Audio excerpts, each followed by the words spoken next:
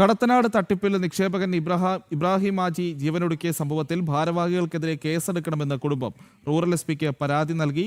ഇബ്രാഹിമിന്റെ ഭാര്യ സുധീർ കുമാർ, പ്രീന ബഷീർ അഹമ്മദ്, അബ്ദുൾ മജീദ്, റിനീഷ് എന്നിവർക്കെതിരെ ആത്മഹത്യാ പ്രേരണ കുറ്റം ചുമത്തണമെന്നാണ് പരാതിയിൽ.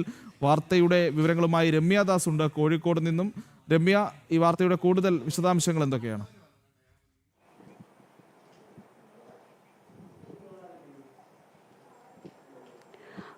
പ്രജിത്ത്, ഈ കടത്തനാട് ലേബർ കോൺട്രാക്ട് സൊസൈറ്റിയുടെ സാമ്പത്തിക തട്ടിപ്പിനെ തുടർന്നാണ് തട്ടിപ്പിനെ തുടർന്ന് മനംതൊന്നാണ് വടകര സ്വദേശിയായിട്ടുള്ള ഇബ്രാഹിം ഹാജി മരിച്ചത്.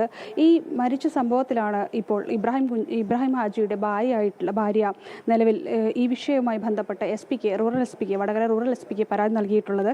അതായത് ഈ പരാതിയിൽ പറയുന്നത് സുധീർ കുമാർ, അതുപോലെ തന്നെ പ്രീണ, ബഷീർ അഹമ്മദ്, മുഹമ്മദ് മജീദ്, റനീഷ് എന്നിവർക്കെതിരെ ആത്മഹത്യാ പ്രേരണ കുറ്റം ചുമത്തണമെന്നാവശ്യപ്പെട്ടുകൊണ്ടാണ് നിലവിൽ ഇപ്പോൾ പരാതി വടകര റൂറൽ എസ് പിക്ക് നൽകിയിട്ടുള്ളത്.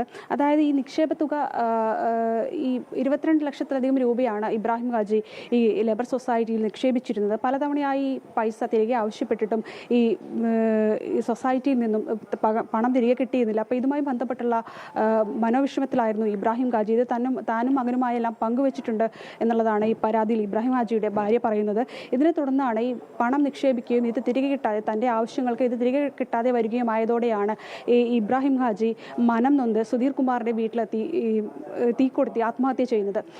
ഈ വിഷയത്തിൽ നിലവിൽ കേസ്, അതായത് പോലീസ് ആത്മഹത്യ പ്രേരണ കുറ്റത്തിന് കേസെടുത്തിട്ടില്ല. നിലവിൽ വടകര പോലീസ് അസ്വാഭാവിക മരണത്തിന് മാത്രമാണ് കേസെടുത്തിട്ടുള്ളത്. പക്ഷേ ഈ വിഷയത്തിൽ ഈ ആത്മഹത്യാ പ്രേരണ കുറ്റം ഇവർക്കെതിരെ ചുമത്തണമെന്നാവശ്യപ്പെട്ടുകൊണ്ടാണ് നിലവിൽ ഇപ്പോൾ ഈ വടകര റൂറൽ എസ് പിക്ക് ഇബ്രാഹിം ഹാജിയുടെ ഭാര്യ പരാതി നൽകിയിട്ടുള്ളത്. കാരണം ഇവരാണ് മരണത്തിന് ഉത്തരവാദികൾ. കാരണം പലതവണയായി ഇവർ പ്രലോഭനങ്ങൾ നൽകി. കാരണം വലിയ രീതിയിലുള്ള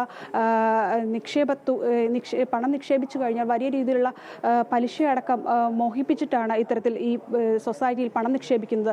തുടർന്ന് ഇത് പലതവണയായി ഇദ്ദേഹത്തിൻ്റെ ആവശ്യവുമായി ബന്ധപ്പെട്ട് തിരികെ ആവശ്യപ്പെട്ടപ്പോൾ ഒന്നും തിരികെ നൽകിയില്ല എന്ന് മാത്രമല്ല, അത് പൂർണ്ണമായി അവഗണിക്കുകയാണ് ചെയ്തത്. ഇതിൽ മനം നൊന്താണ് ഇത്തരത്തിൽ ഇബ്രാഹിം ഹാജി ഒരു ആത്മഹത്യയിലേക്ക്, ജീവനൊടുക്കുന്ന സാഹചര്യത്തിലേക്ക് എത്തുന്നത്. അപ്പോൾ ഇതിൽ കൃത്യമായി തന്നെ ആത്മഹത്യാ പ്രേരണ കുറ്റം ഇവർക്കെതിരെ ചുമത്തണമെന്ന് ആവശ്യപ്പെട്ടുകൊണ്ടാണ് നിലവിൽ ഇപ്പോൾ ഇബ്രാഹിം ഹാജിയുടെ ഭാര്യ വടകര റൂറൽ എസ് പിക്ക് പരാതി നൽകിയിട്ടുള്ളത്. പ്രജിത്ത്.